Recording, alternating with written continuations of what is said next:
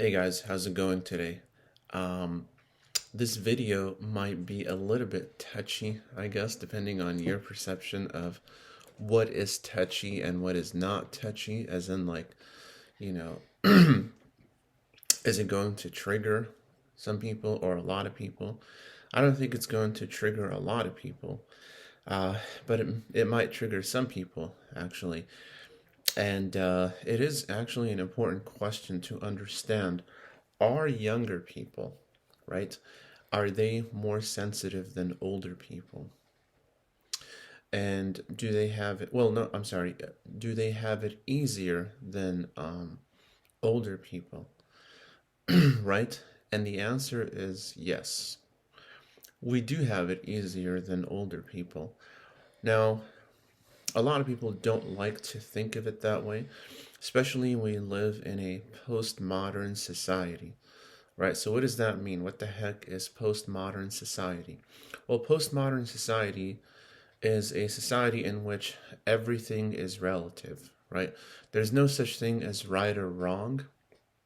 Right or wrong just depends on your personal preference, right? So, there's no such thing as something that is always right or something that is always wrong. We see that as morally rigid, and so we don't like to think about it that way. So when it comes to this question, what we usually say is, well, yeah, older people have it tough, but younger people also have it tough, right? It's just different. So that's the more moderate answer. The other answer, which is adopted by a significant minority of people, because a lot of them are younger people who think that way, and even older people who want to overly coddle and protect younger people's fragile emotions is, well, actually, younger people have it harder because of social media and all these kinds of things. And I'm here to actually disagree with that. That's not necessarily hard, right? And that doesn't mean that it doesn't have a negative influence. So don't just turn off the video and start thinking, oh, this guy doesn't know what he's talking about. He's just trying to dismiss real problems. That's not what I'm doing. What I'm saying, because nothing is really black or white, especially when it comes to these sensitive, you know, social complex problems. It's that older generations, right? They have had to endure more responsibility, right? And so they had to mature and grow up at an earlier age. And so their development, while it was not perfect, obviously there's no such thing as a perfect person or a perfect generation, by the way. So I'm not claiming that anybody is perfect. I think we all have our flaws. Um, but I also don't think, just to kind of preface it, that older people are much better than younger people. I don't think that. But I do think they're slightly, they've had it, they've had to develop at a little bit quicker pace than we had, and especially if you're even younger, like it's even less for you. Okay, so they had to learn to save their money, right? They had to learn to get educated. They had to serve in a war. They have had to do a lot of things that they don't like. And they probably did not feel like doing those things. But guess what? They had to do them because they had this thing that was called personal responsibility, right? So, in other words, not only did they feel a sense of loyalty and obligation towards themselves, but towards the community, right? And that's what's missing in the younger generation is that a lot of us, right? Whether it's millennials, right? So if you're a millennial, that means you're born between 1980 to like 1994. Sometimes it extends to 95 or 96, so it depends on the statistics. And Gen Z is 95 or 97 to like 2011, 2012. Uh, we don't actually have it as difficult, right? So there are actually some millennials who remember the time before the actual internet, and that's impressive to me. I don't remember any time before the internet, but the internet was not that great when I grew up with it. Gen Z does not remember any time without the internet, and without social media and without any sort of advanced technology, like wireless technology, things like that. And so the purpose of that technology is to make our lives more comfortable and easier, right? Nobody can argue and say that that's difficult, right? So obviously there are side effects that come from technology. For example, the information overload that a lot of people, especially younger people, are inundated with. So they're getting hit from all these different directions with contradictory information about different topics and things like that.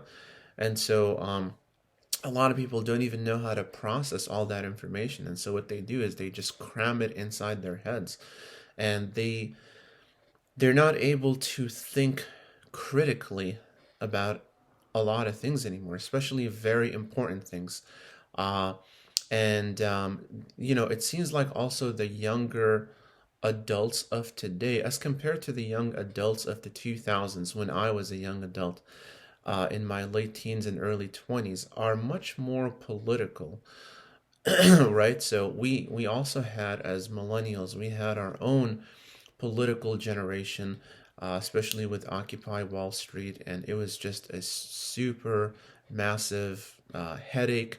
But today, the politicization of younger people has been put on overdrive, right? And a lot of people will point to the boomers and the Gen X on how they were also political and radicals in so many ways, but it's not to the same extent, right? Right now, we have a lot of people who support younger people, and without even questioning them or criticizing them for fear of hurting their feelings, right? So when you have a lot of people in society, especially your seniors, right? Uh, and by that I mean is people who are older than you, right? Like your parents or grandparents who are going the extra mile to coddle you, to take care of you, to listen to you, and to affirm you. That's not indicative of a hardship, right? Now, it doesn't mean that we don't face any hardships. Obviously, the economy is much more complex, and it's not as easy as the boomers and part of Gen X, the older part of Gen X, uh, when they assume that you can achieve what they achieved right now. You can, but the road there is longer, right? So obviously that is a hardship.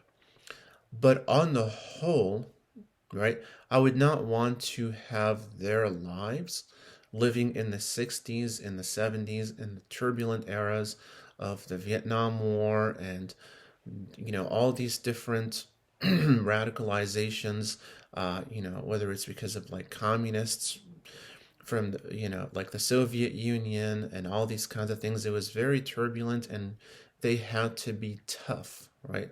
Now, the only bad thing about that was that a lot of older people, they toughened up. That's true. So they had thicker skin.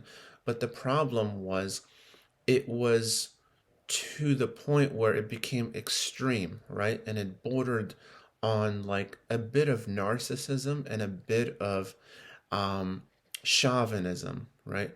Uh, Whereas with younger people, I feel like it's more the other direction where they're too soft, right? They're too fragile, and anything and everything can have the potential to shatter their emotions and their mental stability. And obviously, mental illness is a real thing. So I'm not here to dispute that, especially as someone who is a sociologist, someone who's going for my MSW, Masters of Social Work, to work with mentally ill people. That's not the contention that I have.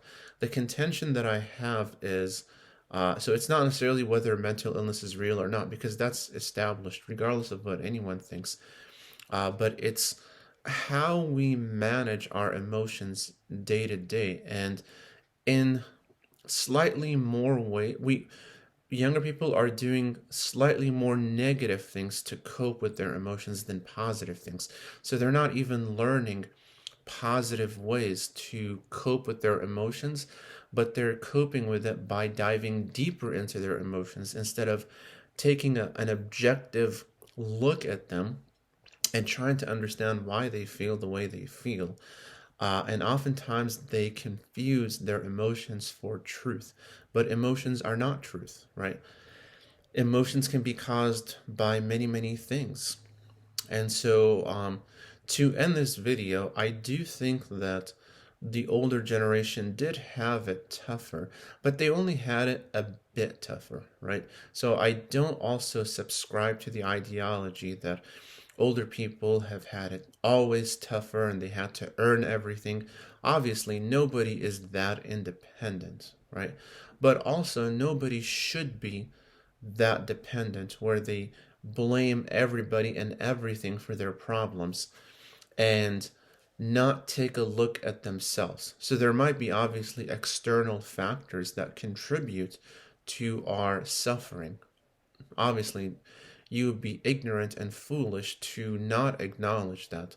But the problem is when you refuse to look at yourself and you only externalize the problem and you vehemently refuse to look at yourself and say, I also have my own issues and I'm contributing to my own suffering. And that would be my advice to younger generations is take more personal responsibility, right? For the older generation, my advice would be don't be afraid to understand society and how it affects your behavior and the behaviors of others. It doesn't negate the fact that you're still responsible for your own mistakes, but it does help you to have a better and more complex understanding because whether you're younger or older, we can all benefit from better thinking skills and critical thinking skills. And I encourage you to develop this thing that's called the sociological imagination, which is you understand things at a more holistic sense and not just at the micro level, because the micro level is important, of course, but you also have to couple that with the macro level. So you shouldn't favor one over the other. You should favor both, couple them together, and once you understand that, you will be more empowered. Whether you are a boomer, whether you are a Gen X, whether you are a millennial, whether you are a Gen Z, it doesn't matter what you are, okay? As long as you are a critical thinker and you want to not just benefit yourself, but you want to benefit society, then you will become a much better person overall. Thank you guys for listening to this video, and I'll see you all in the next one. Take care.